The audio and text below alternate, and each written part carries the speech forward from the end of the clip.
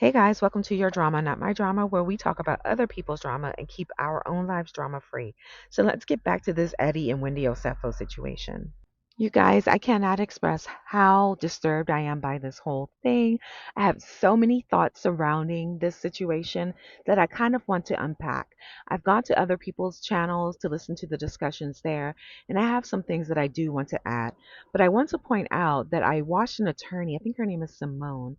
I just found her page, and she was talking about the different ways that, maybe Eddie and Wendy and their situation could use some clarity. For example, I know one of the claims was that they made false statements to the insurance company and they were trying to defraud the insurance company, which is a large part of their case.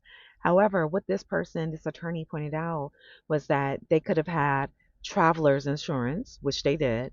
They could have a separate insurance policy for their jewelry, and then they could also have a separate coverage for any kind of damage done to their home. So, in which case, if they were asked if they had other insurance policies out and they answered no, it could have been specific to those individual things.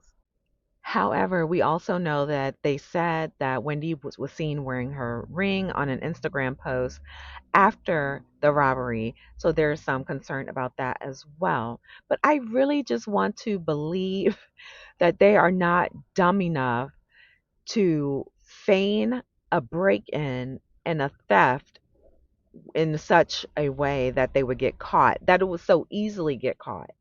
Like, I'm no criminal, but I wouldn't believe that I personally could set up a scene for a robbery and think that I'd get away with it.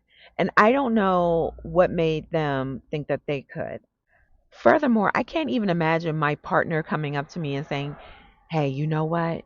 We should go ahead and fake this robbery, get that coin." Like it just, I would look at them like, "Are you crazy? Are you crazy?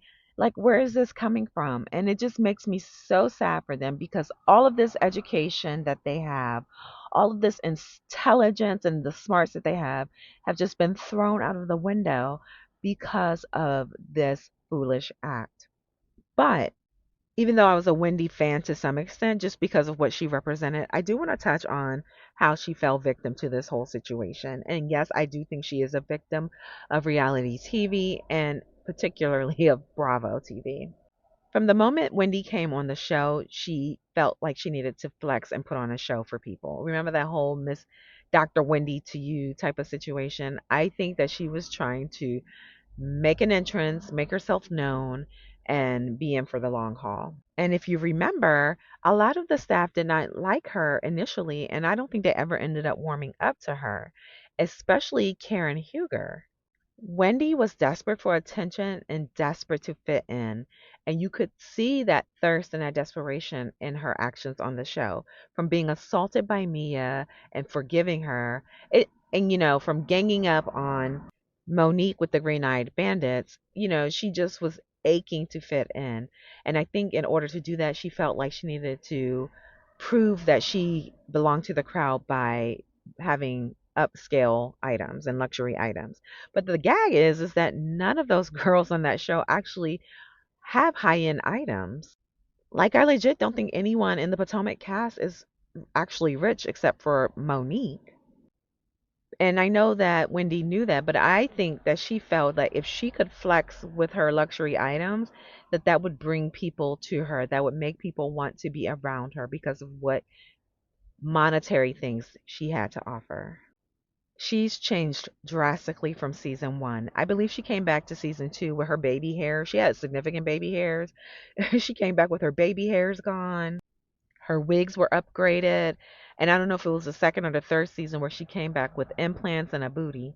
And, all that's probably going to be done on credit. And I had my doubts about her income, to be honest with you, because I'm from the DMV. I live in a DMV. And I know that traditionally, Johns Hopkins doesn't pay a lot. Being a professor doesn't pay a lot.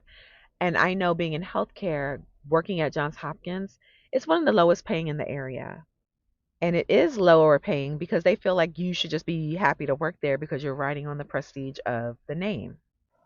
So even when she came on the show, I'm like, where did you get the money to live so lavishly? And this was as a professor.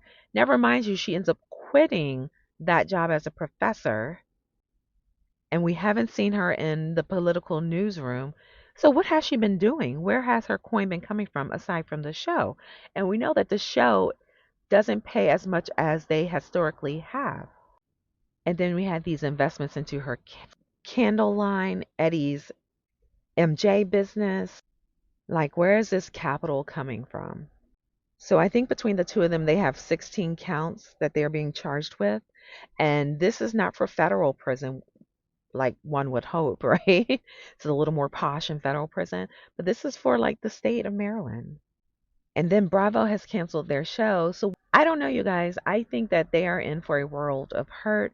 Apparently, Eddie is a tax attorney, allegedly, and an accountant. And then, as we know, Wendy was a political commentator and a professor. What jobs are they going to be able to get now?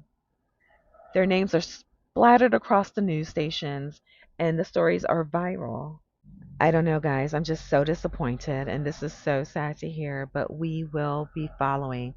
Get down in the comments and let me know your thoughts on this.